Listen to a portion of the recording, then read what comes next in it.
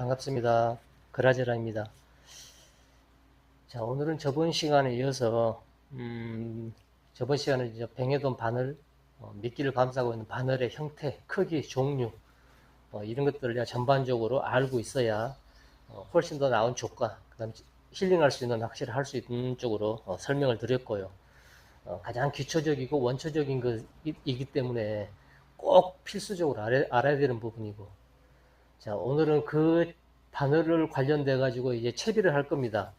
채비를 하게 되면 다양한 형태의 찌들을 제가 지금 몇 개 갖다 놨는데 이런 다양한 형태의 찌들을 선택을 해서 채비를 하게 될 겁니다. 자, 내가 기본적인 재료조법의 빵가루를 가지고 낚시를 할 경우에 어떠한 구멍찌를 선택해서 채비를 할 것인지, 자, 그 다음에 내가 목줄지나 발포치를 쓰는 스타일인데 그길 때는 어떠한 또 형태의 구멍질을 선택해서 해야 될 것인지, 이거를 초보분들은 모릅니다. 자, 일반 구멍질을 하더라도 자, 이렇게 직립형이 있고 옆으로 눕는 찌가 있습니다. 자, 같은 전유동 조법인데 일자로 우리가 쓰고 있는 이 슬림형 직립형 정도의 찌를 가지고 왔을 때는 전유동 조법이라고 그러고, 자, 같은 구멍찌인데 이렇게 옆으로 들어 눕는 게 있습니다. 기울지라고 그러죠. 이런 기울지를 가지고 전유동을 하게 되면 전층조법이라 부릅니다. 그래서 이 두 찌가 가지고 있는 특장점이 조금씩 틀리지만 소품을 가지고 어떻게 하냐에 따라서 이 직립형과 옆으로 들어놓는 찌의 형태는 판이하게 틀려지죠. 그래서 이걸 또 정확히 또 알아야 어떤 찌를 선택해서 어떤 채비를 할 것인지에 따라서 또 그날의 조과나 여러 가지 차이가 많이 나죠. 그래서 오늘은 거기에 대해서 설명을 좀 드릴까 합니다. 자, 어떤 구멍질을 선택해서 어떤 채비를 할 것인지, 자, 거기에 대해서 한번 보죠. 자, 우리가 뱅에돔 낚시를 하면서 채비를 할 때 중요하게 생각하는 것들이 찌의 선택. 일반적으로 현재 우리가 쓰고 있는 일반 구멍치, 이런 일반 구멍치가 있고, 그 다음에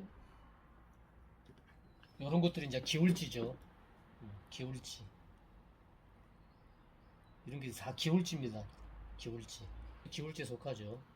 이렇게 서 있는 게 아니라 옆으로 누워서 움직이는 거니까. 이게 구경이 큽니다. 이렇게. 대구경이죠. 이렇게. 이렇게.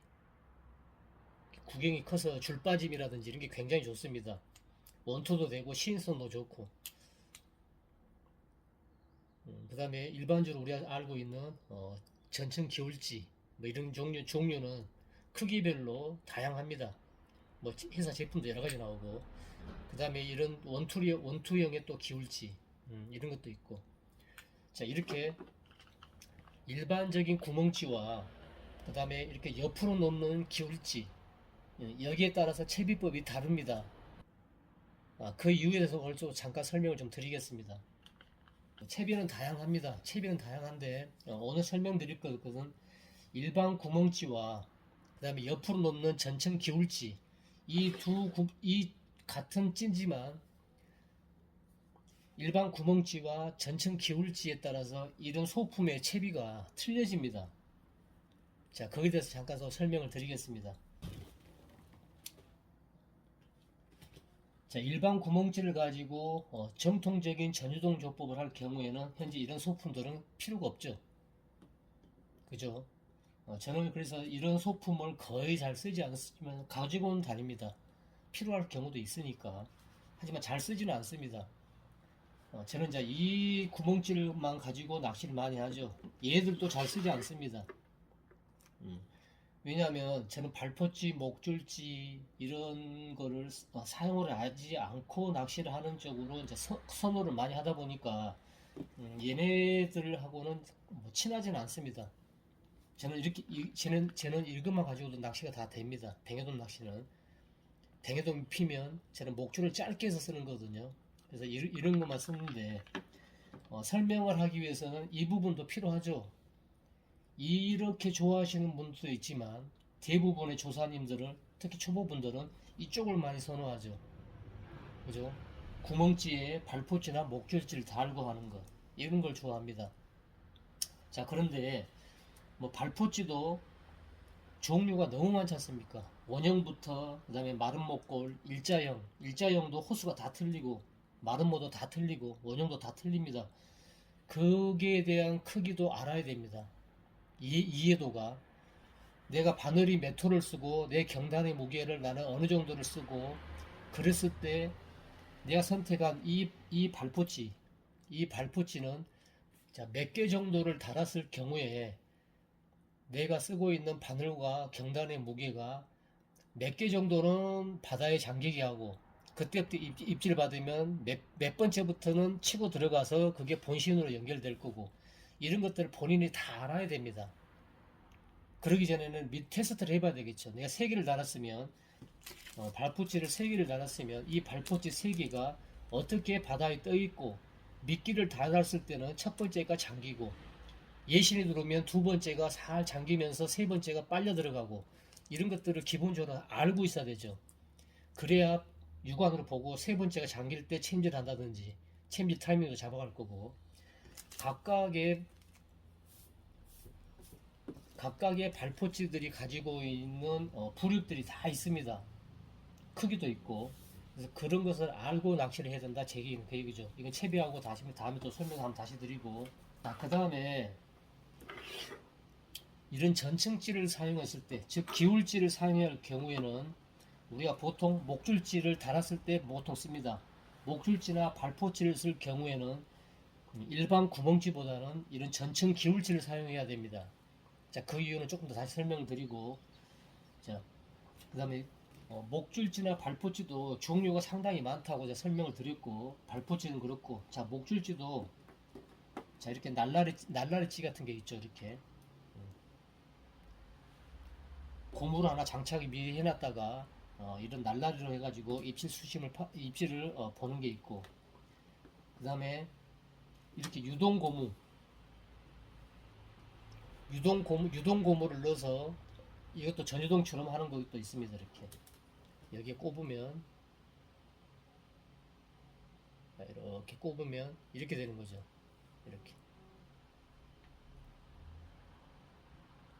그러면 이 여기 홀에 목줄이든 원줄이든 들어가 있을 겁니다. 자, 이렇게 유동홀을 이용해 가지고 목줄지를 장착하는 방법도 있고 두 가지가 같이 색깔 틀리니까 이렇게 보여주면 되겠네요. 자, 색상도 이렇게 다양합니다. 자, 고무는 이렇게 유동홀이 따로 나옵니다. 이렇게 이제 민물 낚시했을 때 많이 쓰기도 하고 전유동이나 목줄지 쓰는 사람도 이 유동홀을 많이 씁니다. 그래서 이 유동홀 그 다음에 색상도 다양하고 이것도 부력이 틀립니다. 얘는 G2고 얘는 제로고 호스를 보여드릴까요? 얘는 G2 얘는 제로 노란색도 G2도 있고 다 있고 얘도 제로도 있고 다 있겠죠. 이렇게 크기 모양 부력에 따라 다 틀리고요. 이렇게 유동홀로 사용하는 것도 있고 목줄지가 자, 그 다음에 원형 발포치인데 여기에 보면 이렇게 쇠로 저수고무나 고무에 딱 걸리게끔 된 게 있습니다. 이렇게 자, 이게 어떤 원리냐면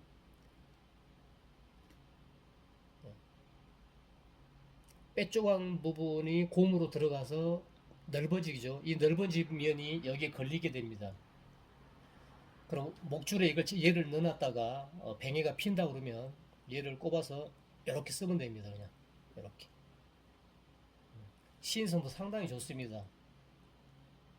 날라리 목줄지보다는 장착이 훨씬 더 간편하죠. 그래서 이렇게 떠 있다가 입질 들어오면 얘가 다이렉트로 여기서부터 목줄이 잠기고 있다가 다이렉트 입질 오면 바로 쑥 들어가면 이렇게 자, 이런 것도 있고 그 다음에 뭐 이렇게 된 것도 있고 얘는 부력이 얘는 제로네요. 이렇게 얘도 제로도 있고 G2도 있고 다 있습니다. 낚시방 가면 별의별 제품들이 다 나와 있죠. 얘도 조수고무에 바로 연결하는 겁니다. 이렇게 자, 이런 것도 있고 자, 그 다음에 아주 작은 것도 있습니다. 자, 얘도 똑같은 겁니다. 발포치인데 이렇게 빼조각이 돼 있어서 조금 더 큰 조수고무에 조금 더 안정적으로 이렇게 잡아주는 거죠. 자, 이런 것도 있고. 정말 작죠. 얘하고 두 개를 비교해 보면 크기가. 자, 이렇게 차이가 납니다. 이것들은 이제 우리가 즐겨 쓰는 거죠. 이런 얘는 빼면 이렇게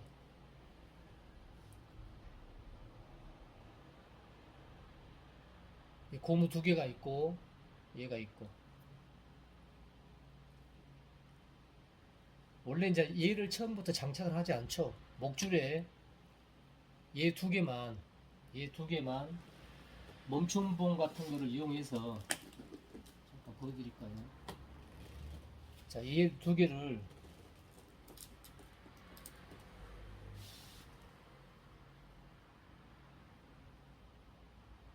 멈춤봉에다가 목줄에, 자, 목줄에 그냥 이거 하나만 달아 놓는 겁니다. 이렇게 달아놨다가 뱅이가 핀다. 얘를 조수고무 밑으로 붙여도 되고요. 조수고무 밑으로 쭉 붙여놨다가 뱅이가 핀다 그러면 얘를 빼고 이제 이렇게 빼고, 얘는 필요 없는 거고 이쪽으로 이제 얘를 갖다 붙이는 거죠. 얘를 이렇게.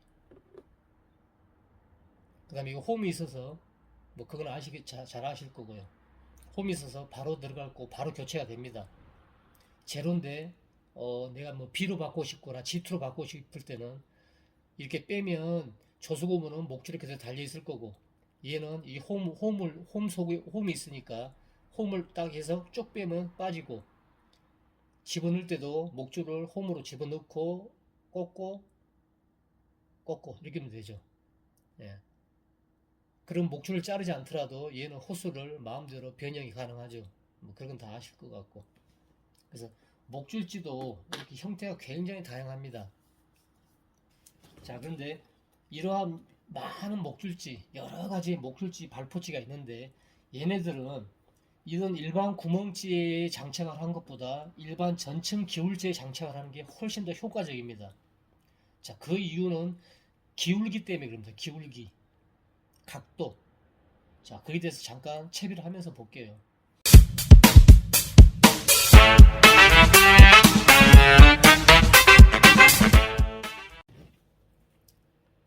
자, 화면에 보듯이 채비를 간단하게 했습니다. 뭐 다들 잘 아니까 가장 기본적인 거 놓치고 있는 것만 설명을 드릴게요.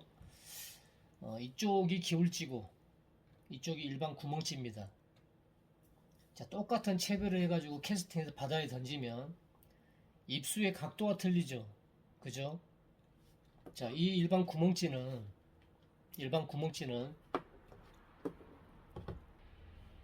자, 거의 이 각도가 유지가 됩니다.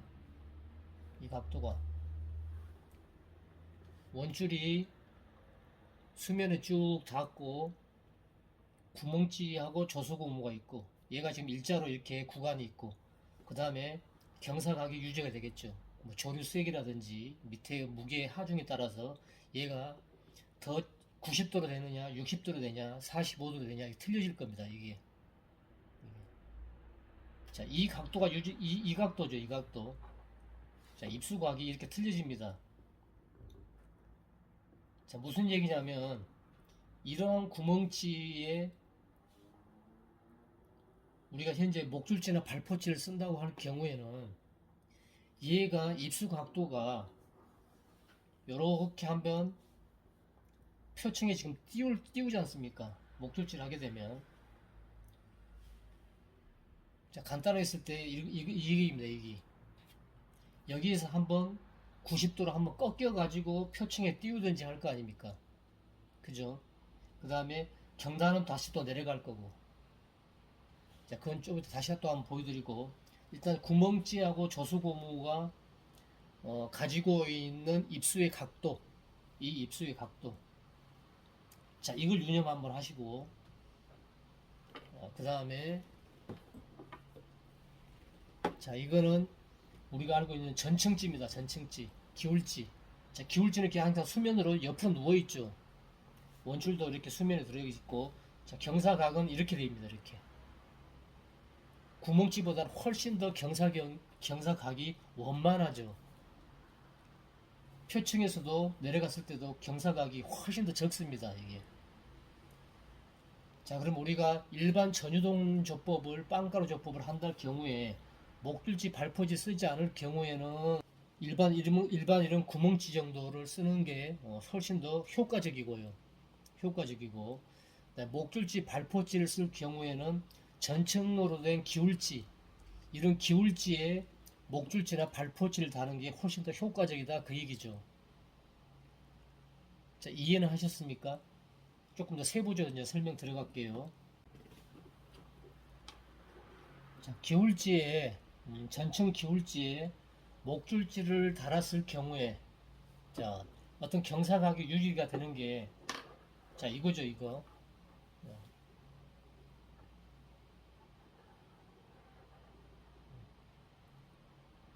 최대한 수평이 되면서 자연스럽습니다.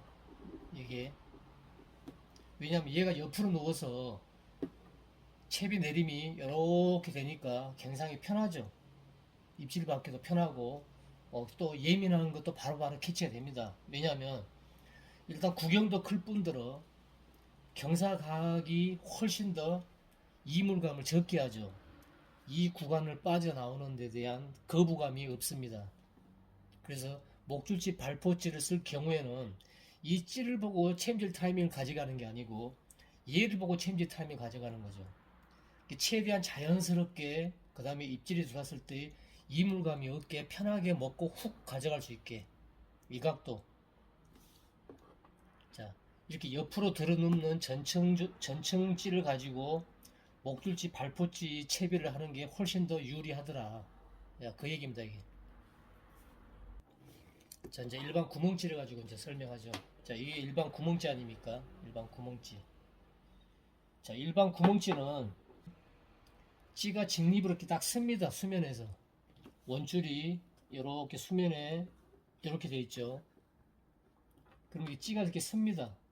자, 쓰면은 이 경사각이 전층처럼 이렇게 유지가 못 되죠. 이렇게. 얘가 최대한 이렇게 서야 되니까. 자, 최대한 서서 얘를 수면에 띄울 수는 있습니다. 목줄로. 띄울 수는 있는데, 자, 이렇게 한번 꺾이죠. 이렇게. 이 부분이. 이렇게 한번 꺾입니다. 여기가 이물감이 생기고 거부감이 생깁니다.